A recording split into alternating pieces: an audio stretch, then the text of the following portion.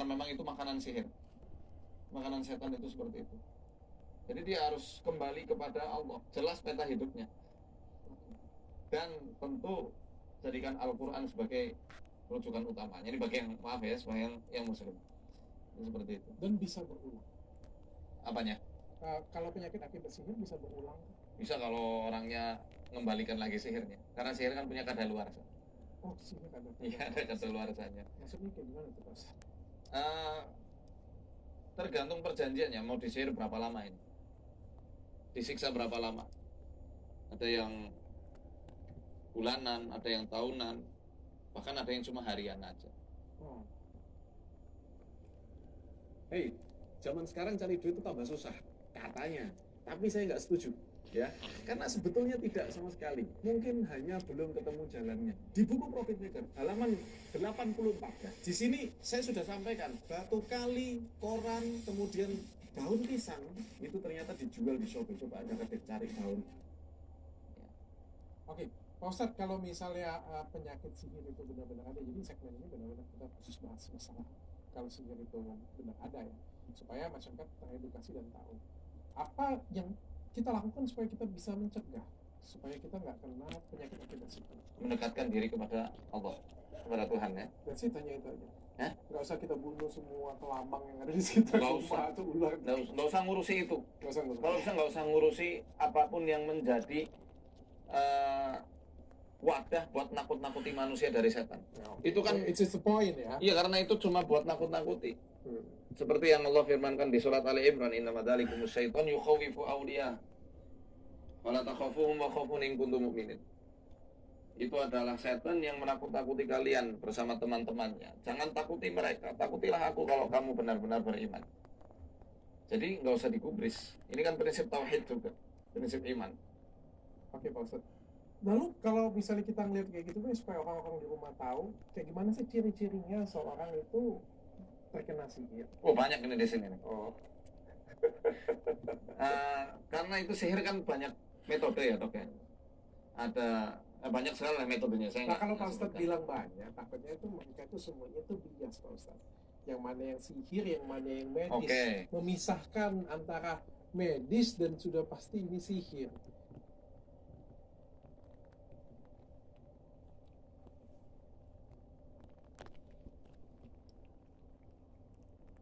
Salah lengkap di sini sebenarnya.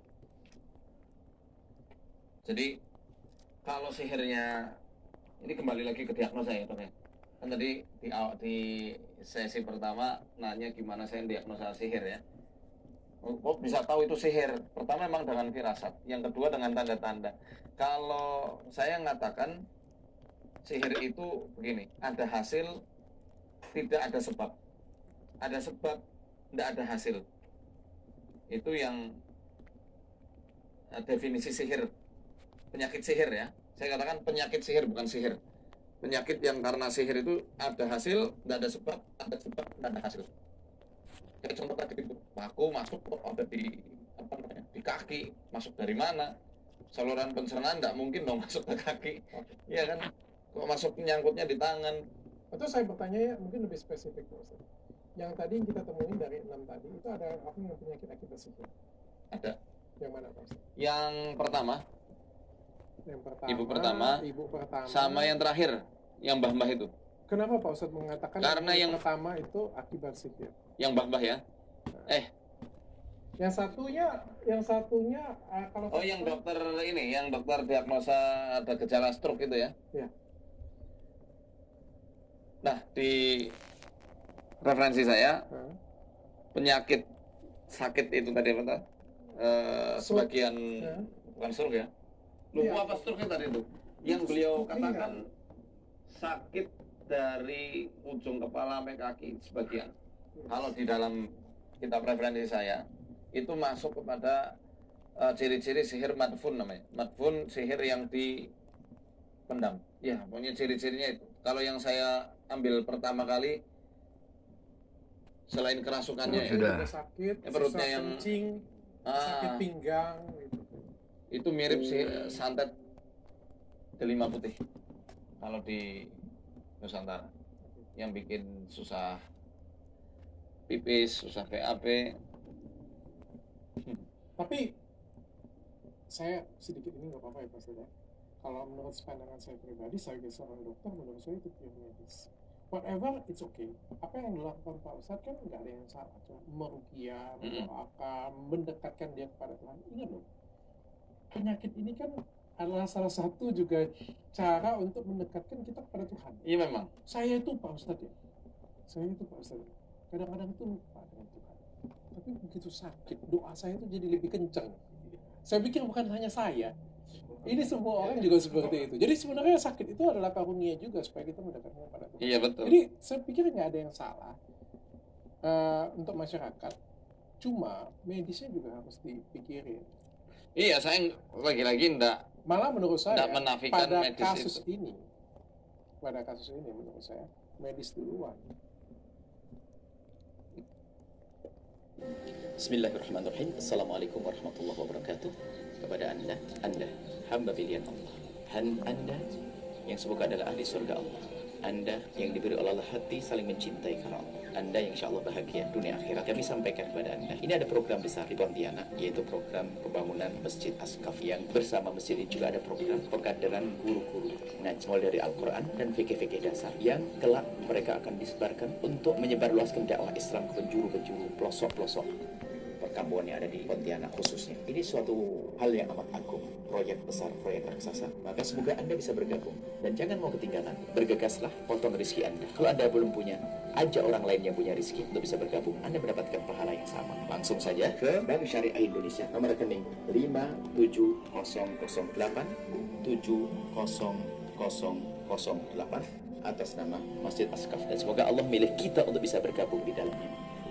Dan semoga itu akan menjadi kendaraan kita untuk meluncur ke surga Allah dan kelak bersanding bersama baginda Nabi Muhammad SAW. Nuhibbukum fillahi, mencintai anda semua karena Allah. Assalamualaikum warahmatullahi wabarakatuh.